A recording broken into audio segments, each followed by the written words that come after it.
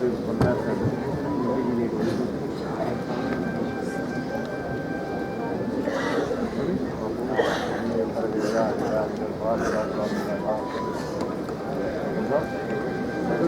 सज्जनों, जैसे कि आप अपनी स्क्रीन पर देख सकते हैं, माननीय श्री अमित शाह जी इस परिसर में आ चुके हैं और अब से थोड़ी देर में हमारे साथ इस सभागार में होंगे। तो आप सभी की करतब ध्वनि नेता हमारे आज के मुख्य अतिथि आदरणीय श्री अमित शाह जी का माननीय प्रधानमंत्री मोदी जी के नेतृत्व में भारत में सहकारिता को पहचान देने वाले, बल देने वाले, समृद्ध और संपन्न बनाने वाले अपने श्री अमित शाह जी को हम कोटि कोटि प्रणाम करते हैं। और इस सभागार में इतनी बड़ी तादाद में उपस्थित आप सभी का भी मैं हार्दिक स्वागत करती हूँ, पुनः स्वागत करती हूँ आज के इस विशेष अवसर पर, मुबारक अवसर पर, जिसमें वर्ष 2022-23 के लिए राष्ट्रीय दक्षता पुरस्कार प्रदान किए जाएंगे, जो चीनी उद्योग में उत्कृष्टता, नवाचार और दक्षता के प्रति आप सभी के अनवरत प्रयासों को सम्मानित करते हैं। दिव्य सज्जनों, आज हम उन चीनी सहकारी मिलों को सम्मानित करने जा रहे हैं जो सस्टेनेबल प्रैक्टिसेस के माध्यम से, इनोवेशंस, टेक्नोलॉजिकल एडवांसमेंट्स के माध्यम से दक्षता में नए मानक स्थापित कर रहे हैं, ये सुनिश्चित करते हुए कि हम वैश्विक बाजार में कॉम्पिटिटिव बने रहें। और आप सभी के ये अनवरत प्रयासों का ही नतीजा है that today India has move from being a sugar deficit country to becoming the second largest producer of sugar in the world. यहाँ तक कि भारत में चीनी का प्रोडक्शन और कंजम्पशन वैश्विक बाजार में चीनी की उपलब्धता और कीमतों पर भी प्रमुख असर डालता है। तो आज के जो पुरस्कार हैं, यकीनन ये हमारे व्यक्तिगत उपलब्धियों का प्रमाण है, पर इससे बहुत ज़्यादा हम सभी के सामूहिक भावना और समर्पण का प्रतिबिंब है। तो आइए सबके साथ के साथ और सबके विश्वास के साथ और ईश्वर की स्तुति, वंदना और आशीर्वाद के साथ इस पुरस्कार वितरण समारोह का हम आरंभ करते हैं। और मैं निवेदन करती हूँ आदरणीय श्री अमित शाह जी से कि आप अपने कर कमलों द्वारा ये दीप प्रज्वलित कर पुरस्कार वितरण समारोह वर्ष 2022-23 के जो दक्षता पुरस्कार आज प्रदान किए जा रहे हैं उसका मंगलमय शुभारंभ करें। और मंचासीन हमारे सभी सम्मानित अतिथिगण से भी निवेदन है।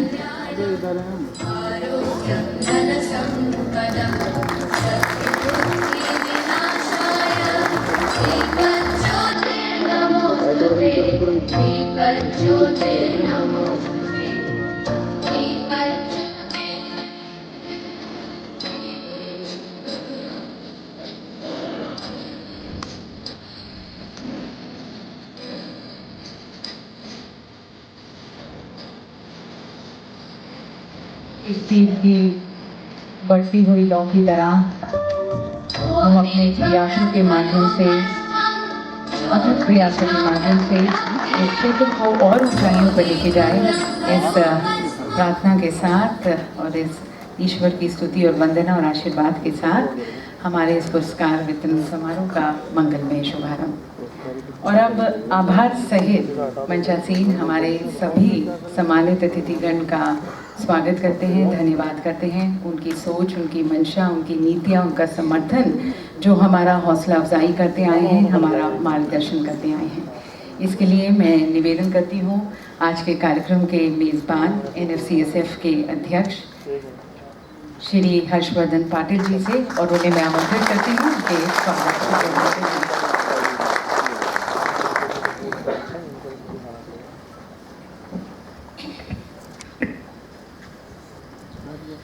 आज के कार्यक्रम के प्रमुख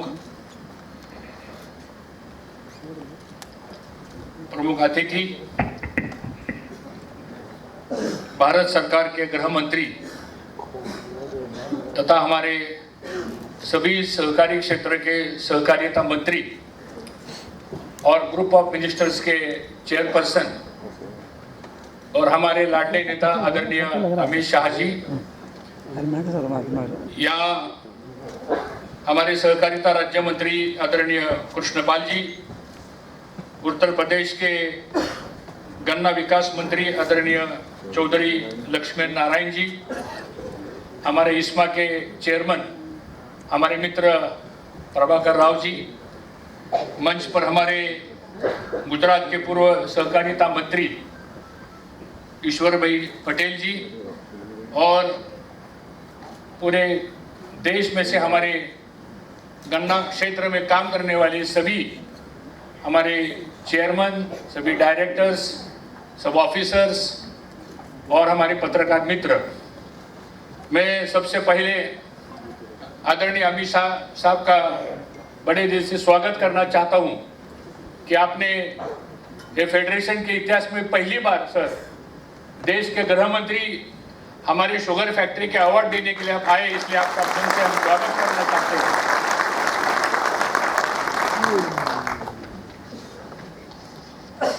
मैं आदरणीय हमारे नेता प्रधानमंत्री मोदी जी का भी हम स्वागत करना चाहते हैं, क्योंकि उन्होंने पहली बार सर आपकी सहकारिता मंत्रालय अलग से बनाई और पहला सहकारिता मंत्री सब आप बन गए, इसलिए हमको सबको बहुत खुशी है। सर आप जब आपने ये पदभार संभाला, एक 3 बहुत ऐतिहासिक डिसीजन सर आपने लिया है। पहला डिसीजन सर, हम 27 साल इनकम टैक्स के बारे में हाई कोर्ट, सुप्रीम कोर्ट, हम ये इतने बार हम उसका हम प्रयास कर रहे थे, लेकिन कोई सरकार ने हमको मदद नहीं की। लेकिन जब आपके पास हम गए, 2-3 मीटिंग्स हमारी हुई और मुझे गर्व है आपको सबको बताने में, बड़ा हर्ष होता है कि अमित शाह साहब ने ऑफिसर्स को एक ही सवाल पूछा, अगर गन्ना फैक्ट्री को अगर इनकम टैक्स लगता है तो मुझे समझाओ कि क्यों लगता है, और अगर नहीं लगता है तो फिर आपने लगाया क्यों। सर एक ही सेंटेंस है, आपने 10,000 करोड़ का प्रिंसिपल अमाउंट और 1900 करोड़ का इंटरेस्ट तब आपने वो फैसला लिया, इसलिए मैं सबको कहना चाहता, आप सब उनका अभिनंदन करना चाहिए। दूसरी बात सर, साहब ने मुझे फरवरी में नेशनल फेडरेशन का चेयरमैन बनाया और आपको मिलने हम गए, और फिर आपने पहले मीटिंग में बोला था कि एनसीडीसी जो बड़ा कॉरपोरेशन है जो सहकारिता संस्थाओं को मदद करता है, तो अपने 27 शुगर चीनी मिलों को आपने वर्किंग कैपिटल देने का फैसला लिया। सर 3,000 करोड़ रुपए का डिस्ट्रीब्यूशन एनसीडीसी से 27 कोऑपरेटिव शुगर मिल को मिला है, मैं आपका बहुत बहुत आभारी हूँ। तीसरी बात सर, एक कि आपने जब 6 दिसंबर को इथेनॉल के बारे में कुछ डिसीजन गवर्नमेंट ने लिया, तो हमारे पास 7.5 लाख मेट्रिक टन का बी हेवी मोलेसिस और सिरप जूस का मोलेसिस हमारे फैक्ट्री के सब टैंक्स में पड़ा था। एक चिट्ठी हमने आपको भेज दी सर, और वो एक लेटर पे आपने आदेश किया और उसमें 2300 करोड़ रुपए का कन्वर्शन इथेनॉल में करने का परवानगी आपने दिया सर, इसलिए मैं आपका बहुत बहुत आभारी हूँ। मैं सबको मेरी एक विनती है, आप सब खड़े हो के हम अमित भाई जी का या हम स्वागत करेंगे और सभी ताली की ओर से उनका हार्दिक स्वागत और अभिनंदन करेंगे।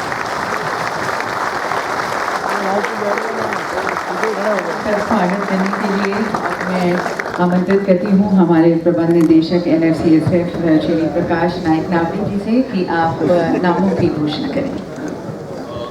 साथियों, हमारे माननीय अध्यक्ष हर्षवर्धन पाटिल जी, आप सबकी तरफ से आज की मुख्य अतिथि माननीय श्री अमित शाह विठ्ठल रुक्मिणी की आभूषण जड़ित प्रतिमा भेंट कर रहे हैं, उन्हें आदरपूर्वक भावना से सम्मानित कर सादर धन्यवाद कर रहे हैं। जैसा कि आप जानते हो कि हर साल 2 बार पूरे भारत से लाखों भक्त हजारों मील पैदल चलकर महाराष्ट्र के पंढरपुर में स्थित विठ्ठल रुक्मिणी मंदिर के दर्शन के लिए आते हैं। ये अपने आप में एक अहमियत है। अब हमारे अध्यक्ष भारत सरकार के सहकारिता राज्य मंत्री माननीय श्री कृष्णपाल जी का स्वागत और सम्मान करेंगे।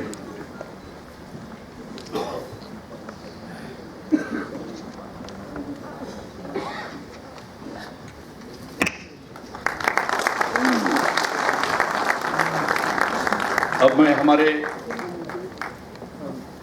बोर्ड के वरिष्ठ डायरेक्टर और गुजरात के भूतपूर्व सहकारिता मंत्री माननीय ईश्वर सिंह पटेल जी से दरख्वास्त करता हूं कि वे उत्तर प्रदेश के चीनी उद्योग एवं गन्ना विकास मंत्री माननीय चौधरी लक्ष्मी नारायण जी का स्वागत और सम्मान करें।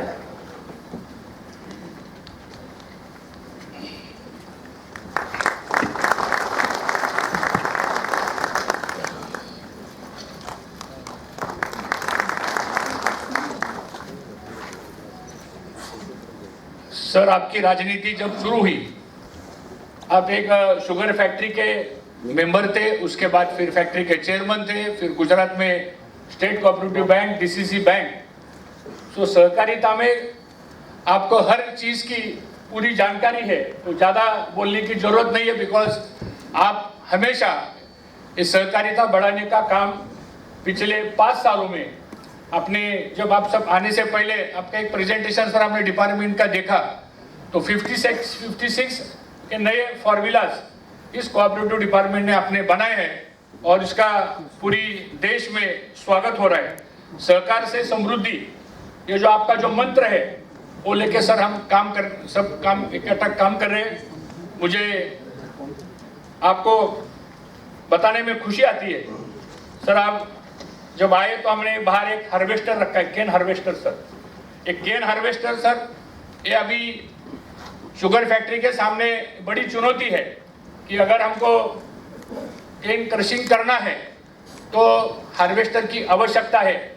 तो ऐसे बहुत सारी चीजें सर है, मैं सिर्फ संक्षिप्त में आपके सामने रखना चाहता हूँ, समय कम है। तो पहला हमारा सर एक ही डिमांड है, आपको पता है सर, बहुत बार आपसे हमारी मुलाकात हुई है, डेलीगेशन बात आपने पार्लियामेंट में हमको समय दिया था सर। एमएसपी के बारे में सर हमारी सबकी राय है सर, एमएसपी की प्राइस सर वो बढ़नी चाहिए, क्योंकि 5 साल अपने एफआरपी बढ़ाई, अच्छी बात की सर, और 567 रुपए की बढ़ोतरी एफआरपी में आपने की है। तो हमारी रिक्वेस्ट है, ये सारे फार्मर लोग हैं सर, आपको हमने विठ्ठल रुक्मिणी की मूर्ति दी, अभी पंढरपुर की बड़ी यात्रा हो गई और उसमें लाखों लोग आए थे सर, और वो लाखों लोग में आने वाले 50% लोग वो गन्ना पिकाने वाले किसान थे सर। तो उनकी ओर से सर हमारी आपको रिक्वेस्ट है कि अगर एमएसपी बढ़ जाएगी तो सर सारा जो प्रॉब्लम अभी आ रहा है सर फाइनेंशियल का, तो उससे हमें निश्चित रूप से राहत मिलेगी। दूसरा इशू सर है, तो आपको ही पता है इथेनॉल के बारे में, मैं सर आपकी गवर्नमेंट का आपका अभिनंदन करना चाहता हूँ। 2014 के बाद सर ये इथेनॉल की पॉलिसी आपने बनाई और तब से हमारा फाइनेंशियल प्रॉब्लम बहुत कम हुआ है, और एक बैलेंस पॉलिसी बोलते हैं उसको। जब शक्कर ज्यादा पैदा हो जाती है तो हम इथेनॉल को डाइवर्ट करेंगे, जब शक्कर कम पैदा हो जाएगी सर तो हम फिर शक्कर पैदा करेंगे। तो ये सारा बैलेंस पॉलिसी करने के लिए आपने इस इथेनॉल की पॉलिसी बनाई। लेकिन सर पिछले साल सी हेवी मोलेसिस का रेट आपने बढ़ाया सर, अच्छी बात की, लेकिन सर बी हेवी का और सिरप जूस इथेनॉल का जो रेट है वो 1 साल से वहीं पे रुका है। थोड़े उसमें अगर बढ़ोतरी करेंगे तो हमारे सब फार्मर के लिए भी सर अच्छा हो जाएगा। ये हमारी डिमांड है। 20% तक का ब्लेंडिंग एक बहुत बड़ी अचीवमेंट सर आपके नेतृत्व में इस देश में हुआ है। और अभी फिलहाल आज का present percentage of blending in diesel वो कम से कम 15% तक हम पहुंचे हैं। जब हम 20% तक जाएंगे तो सर 900 करोड़ लीटर का इथेनॉल हमारे शुगर फैक्ट्री से बनना के लिए हमारे पास पूरी यंत्रणा तैयार है। लेकिन बीच में सर आपने हमको एक सलाह दी थी कि ऑफ सीजन में जब फैक्ट्री बंद हो जाती है तो ऑफ सीजन में मक्के का यूटिलाइजेशन ये इथेनॉल के लिए करना चाहिए। वो प्रेजेंटेशन भी सर हमने आपके ऑफिस में दिया है। आपको उस दिन कुछ इमरजेंसी मीटिंग थी इसलिए आप मीटिंग में नहीं थे, लेकिन आपने हमको मैसेज दिया कि सेक्रेटरी के साथ बैठ के तय चर्चा करो। सेक्रेटरी के पास भी हमने वो प्रस्ताव दिया है, उसके बारे में भी सर कुछ डिसीजन होने की आवश्यकता है। 6 दिसंबर का सर जो डिसीजन हुआ है, ठीक है, उस समय कोई भी गवर्नमेंट ये सोचती है कि कंज्यूमर का रेट बढ़ना नहीं चाहिए, चुनाव थे, सभी ये सब दिक्कतें हमें भी पता है सर। लेकिन अभी सर वो जो बैन है बी हेवी में मोलेसिस का और इथेनॉल का, उसके बारे में भी फेर विचार होने की आवश्यकता है। ये भी मांग हम सभी की ओर से सर आपको हम इस निमित्त हम करते हैं। दूसरा बात सर, अभी जो ओपनिंग स्टॉक है शक्कर का, अभी कुछ लोग बोलते हैं 87 लाख मेट्रिक टन है, कोई बोलते हैं 90 लाख मेट्रिक टन है। अपना डोमेस्टिक कंजम्पशन है 3 महीनों का ऑफ सीजन का जो है वो 57 लाख मेट्रिक टन तक है। तो हमारी रिक्वेस्ट है 10 या 20 लाख मेट्रिक टन का एक्सपोर्ट के बारे में भी, क्योंकि आप ग्रुप ऑफ मिनिस्टर के चेयरपर्सन है, तो हमारी सभी की ओर से एक विनती है, इसके बारे में भी कुछ डिसीजन होने की आवश्यकता है।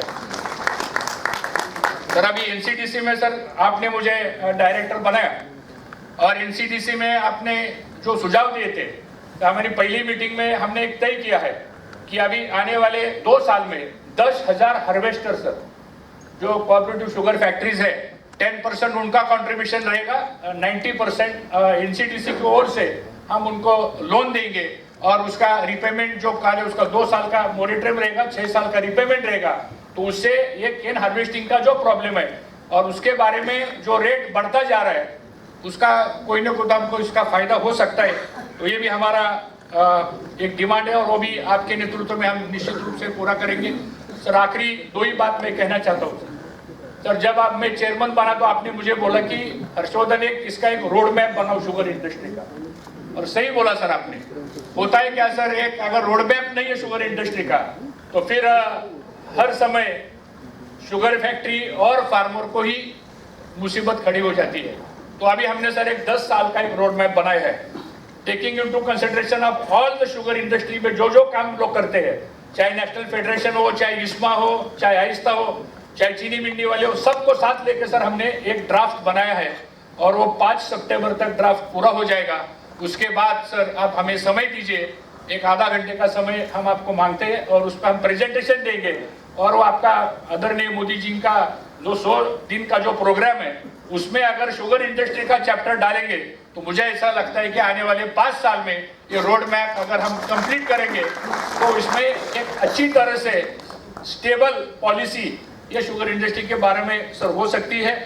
बजट में एक रंगराजन समिति का जो फॉर्मूला है सर उसमें स्टेबलाइजेशन फंड बनाने की एक उन्होंने रिकमेंड किया है। एक जैसा पुराने जमाने में एक शुगर डेवलपमेंट फंड था एचडीएफ, तो उसका भी अभी रिस्ट्रक्चरिंग का इश्यूज है, वो भी आपके पास हमने खत भेजा है, उस पर आपने ग्रुप ऑफ मिनिस्टर्स में डिस्कस करके उसका रिस्ट्रक्चरिंग का भी डिसीजन होना जरूरी है। लेकिन प्राइस स्टेबलाइजेशन फंड एक नया इशू सर अभी करने की आवश्यकता है। अगर 10 साल में अगर हम प्राइस डिस्ट्रीब्यूशन फंड बना सकते हैं तो उसका भी बड़ा फायदा निश्चित रूप से इस देश में होने वाला है। सर गन्ना पिकाने वाला फार्मर कम से कम 5 करोड़ से ज़्यादा है, 5-6 लाख से ज़्यादा लोग फैक्ट्री में काम करते हैं, 10, 15, 20, 25 लाख से ज़्यादा लोग एक लेबर करके ये शुगर फैक्ट्री में काम करते हैं। एक सोशल इकोनॉमी डेवलपमेंट करने वाली इंडस्ट्री है सर, और गवर्नमेंट, स्टेट गवर्नमेंट हो, सेंट्रल गवर्नमेंट हो, उसको भी ज़्यादा से रेवेन्यू भी एक कंपनी से, इंडस्ट्री से आता है। तो मेरी इतनी कहना है सर कि ये सोशल इकोनॉमी इंडस्ट्री है। आप जैसा नेता अभी हमें इस इंडस्ट्री को मिला है, सहकारिता को मिला है, और हम सब उम्मीद करते हैं कि जितने भी प्रस्ताव हमें अपने सामने रखे हुए निश्चित रूप से आप उसको अच्छी तरह से हमको मदद करेंगे। इतना कह के मैं सभी की ओर से फिर से आपका हृदय दिल से स्वागत करना चाहता हूँ और बहुत बहुत धन्यवाद देना चाहता हूँ। जय हिंद, जय महाराष्ट्र। रणसंग्राम, आरसा समाज मनाचा।